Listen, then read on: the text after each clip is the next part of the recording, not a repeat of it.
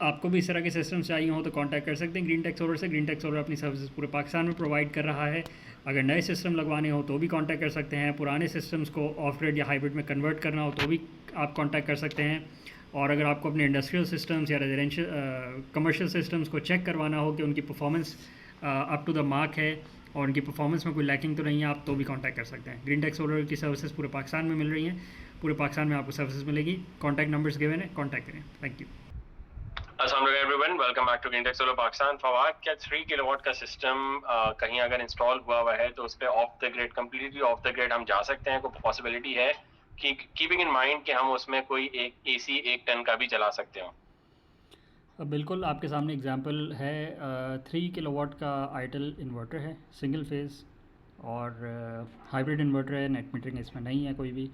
और साथ में इसके 4.5 किलोवाट के सोलर पैनल्स हैं।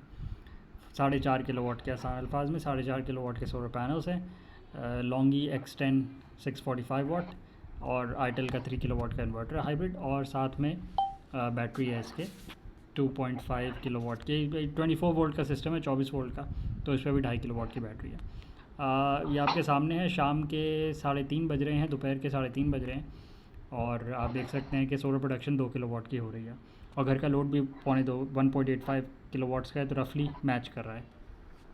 2 किलोवाट की प्रोडक्शन हो रही है, 2 किलोवाट का लोड है। अच्छा, बैटरी इसकी 100% चार्ज है। अभी प्राइमरी रीज़न ये लगाने का मकसद ये है कि लोड शेडिंग है यहाँ पे, और दूसरा इस प्रेमिसेस पे कुछ क्रिटिकल इक्विपमेंट है जो ऑफ़ नहीं होनी चाहिए।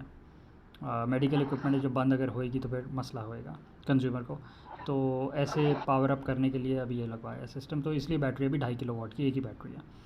अच्छा, इस सिस्टम पे मैक्सिमम 15 किलोवाट आवर की बैटरीज लग सकती हैं।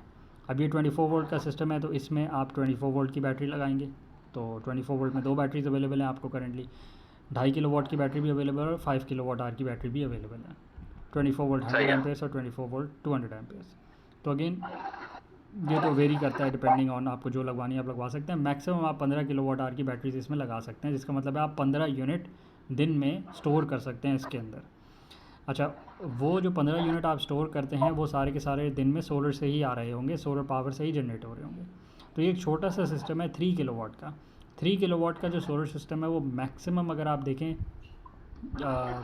ये 200 unit, 300 unit, 400 unit, 500 unit, 600 unit जिस किसी का घर पे बिल आ रहा हो, ये उसको भी कवर कर देता है। क्योंकि आपने जो 15 यूनिट अपनी बैटरीज में स्टोर करे, अगर आप हर रोज़ उसको कंज्यूम करते हैं तो वो 450 यूनिट बनते हैं महीने के। अच्छा, ये तो हो गए शाम के यूनिट्स। इसके अलावा आपने दिन में भी डायरेक्टली यूनिट्स कंज्यूम करे। अभी करंटली देखें 2 किलोवाट का कंटिन्यूस लोड भी चल रहा है। अगर आप 1 यूनिट का भी कंटिन्यूस लोड काउंट कर लें तो 6 घंटे का वो भी होता है। तो 15 और यूनिट्स बैटरी के थे और 6 यूनिट आपने डायरेक्टली कंज्यूम करे, तो रफली 21 यूनिट दिन के हो गए। महीने के 600 650 यूनिट हो गए। तो जिस किसी आदमी का 600 650 यूनिट का बिल आ रहा है, उसके लिए 3 किलोवाट का सिस्टम भी सफिशेंट हो सकता है depending on his power load requirement. 3 kilowatt के सिस्टम में 4.5 किलोवाट के solar panels plus 15 kilowatt hour की बैटरी। ज़रूरी नहीं है कि उसको 16 किलोवाट की बैटरी लगवानी पड़े एक, और 10-12 किलोवाट का इन्वर्टर लगवाना पड़े या 20 किलोवाट का इन्वर्टर लगवाना पड़े। अगर लोड मैनेज हो सकता है और आप अपना लोड हर वक्त 3 किलोवाट से कम रख सकते हैं, आप उसमें ये कर सकते हैं कि अगर किसी वक्त पे आपको ज़्यादा चीज़ें चलानी है तो आप, जैसे पानी की मोटर रन करनी है, तो आप एसीज़ बंद कर लें और लोड को मैनेज कर लें और पानी की मोटर रन कर लें। हर घर की सर्कमस्टांसेस भी चेंज होते हैं ना। अब जहाँ पे सिर्फ 2 ही अफराद हों और उनको पता हो कि हम एक ही एसी रन करते हैं दिन में भी और कभी कभार रात में भी थोड़ी देर के लिए रन करते हैं, हमारा कमरा कूल डाउन हो जाता है, तो ऐसे में उनके लोड्स इतने ज़्यादा नहीं होते। पर अगर आप कैलकुलेट करें और 600 यूनिट का बिल निकालें तो 50 से 60 हज़ार रुपये का ये बिल है 600 यूनिट का, जो कि आजकल रफली आपको इतने का बिल आता है। तो with small 3 kilowatt system, keeping in mind कि आपकी बहुत छोटी फैमिली, आप 1-2 लोग हैं और आपका ज़्यादा लोड नहीं है दिन में भी और रात में भी, तो एक 3 किलोवाट का सिस्टम भी आपको बहुत इजीली ऑफ द ग्रिड पे ले जा सकता है अगर आप उसको सही से यूटिलाइज करते हैं तो। अच्छा, बहुत सारे लोग अभी भी एसीज़ को अवॉइड करते हैं यूज़ करना, दिन में भी और रात में भी एक एसी कभी कभी चला लेते हैं। तो ज़रूरी नहीं है कि सिस्टम, आपकी फैमिली बहुत ही छोटी हो, से 600 यूनिट का बिल अगर आप एसी हटा दें तो 600 यूनिट के बिल का मतलब है कि घर के 4-5-6 लोग, तो 4-5 लोग तो मौजूद है ना। लाइट्स हैं काफ़ी, फैंस भी काफ़ी हैं, एक फ्रिज भी होगा, पानी की मोटर भी कभी चलेगी, हो सकता है आपके पास इलेक्ट्रिक बाइक हो, आप उसको चार्ज करते हो, तो काफ़ी सफिशेंट लोड बन जाता है उसके लिए, उस आदमी के लिए कि जो विदाउट एसी रहता हो। अब विद एसी आ बिल्कुल। जाएंगे तो फिर ऑफ कोर्स जो जिसको एनर्जी इंटेंसिटी कहते हैं, एनर्जी इंटेंसिटी बढ़ जाती है आपकी, क्योंकि आप कूलिंग पे पैसे लगा रहे हैं, कूलिंग पे एनर्जी को इस्तेमाल कर रहे हैं। बट 3 किलोवाट का सिस्टम बहुत से लोगों के लिए सफिशेंट है और बहुत से लोगों का मसला सॉल्व हो जाता है उससे। 4.5 आपके सामने एग्जांपल दिखाई है, 3 किलोवाट का सिस्टम है। और ये प्रेमिसेस का साइज़ क्या है, कितने गज की जगह है? 500 यार्ड। 500 स्क्वायर यार्ड से घर की बात हो रही है। ठीक है, यहाँ पे लोग कम हैं, बट अगेन लाइट्स भी मौजूद हैं, फैंस भी मौजूद हैं, एसीज भी हैं, एक एसी भी चला रहे हैं। एसी ज़्यादा मौजूद हैं बट वो एक चला रहे हैं और मैनेज कर रहे हैं, और बाकी फ्रिज भी मौजूद हैं, आयरन भी मौजूद है। तो अगर सारी चीज़ों को आप स्मार्टली मैनेज कर सकते हैं तो गुड फॉर यू, छोटे सिस्टम में आपका काम हो जाता है। और ये बैटरीज भी चार्ज कर रहा है। और स्मार्टली अगर आप देखें तो आपका जो बिल होता है वो कंटिन्यूस चीज़ों का होता है, जो कंटिन्यूसली चल रही होती है। अगर आपका ठीक है लाइफ एंड फ्रिज वगैरह, तो आपका कंटिन्यूसली 24/7 चल रहा है। और फिर आपका अगर एक एसी आप बोलते हैं कि मैं एक रूम में यूज़ करता हूँ और वो मैं रात में कुछ घंटे के लिए यूज़ करता हूँ, दिन में चलो मैं 4-5 घंटे के लिए यूज़ करता हूँ, बाकी एसीज में रन नहीं करता, तो जो सिस्टम डिज़ाइन होता है वो आपके इन चीज़ों पर डिपेंड करता है कि जो आपका कंटिन्यूस लोड होता है। यू डोंट, अगर आपके अगर इस घर की भी एग्जाम्पल है तो यहाँ पे 4 से 5 एसीज लगे हुए हैं, पर आप हाइब्रिड सिस्टम को इस तरह डिजाइन नहीं करेंगे कि पांचों एसी सारे चल रहे हों और सारे ओवन तो सारी चीजें हर वक्त। आप अगर उस लोड को कैलकुलेट करेंगे तो प्रैक्टिकली देखें आप, अगर लोड का ग्राफ भी दिखा दें इनको, तो पूरे दिन में वो एक भी दफा ऑन नहीं हुई चीजें। तो प्रैक्टिकली जो चीज ऑन ही नहीं हुई तो ना उसका यूनिट्स में फर्क आएगा और ना उसके लिए आपको इतना बड़ा हाइब्रिड इन्वर्टर्स और पूरा सिस्टम बड़ा डिजाइन करने की जरूरत है।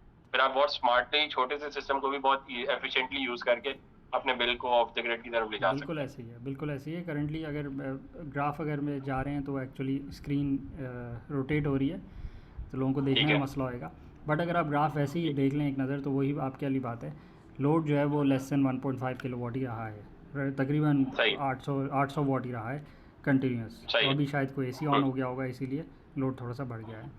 तो कहने का मकसद है कि आप ये सब कुछ कर सकते हैं और ये सारे काम आपके आसानी हो सकते हैं, और इसके थ्रू आप सारा का सारा अपना जो लोड है वो मैनेज कर सकते हैं। और लोड मैनेज करने के साथ साथ आप ऑफ द ग्रिड भी जा सकते हैं। अगर ऑफ द ग्रिड नहीं भी जाते तो आप 80-90% अपनी जो कंजम्पशन है उसको शिफ्ट कर सकते हैं।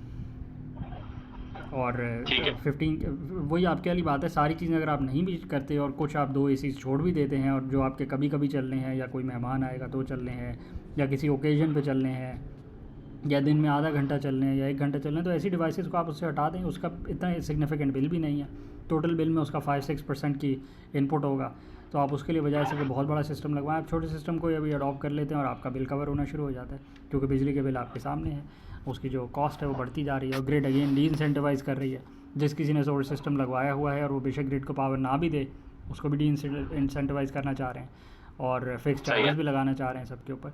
तो ऐसे में ग्रिड के साथ आपको कनेक्ट रहना। ग्रिड तो जब अपना मसला लोड शेडिंग का सॉल्व कर ले, उसके बाद वो कंज्यूमर को बात करे कि अब हम वहाँ पे चार्जेस बढ़ा सकते हैं, क्योंकि अभी तो ग्रिड बिजली नहीं दे पा रही। बाकी बातें तो बात की है ना, कि महंगी बिजली है, टैक्स होना चाहिए, नेट मीटरिंग का रेट ये होना चाहिए, अब वो अभी तो ग्रिड से बिजली नहीं दी पा रही है। और अभी नहीं, पिछले 20-25 सालों से ग्रिड लोड शेडिंग कर रही है। तो जब तक ग्रिड लोड शेडिंग करेगी तब तक तो ग्रिड ही एट फॉल्ट होगी ना।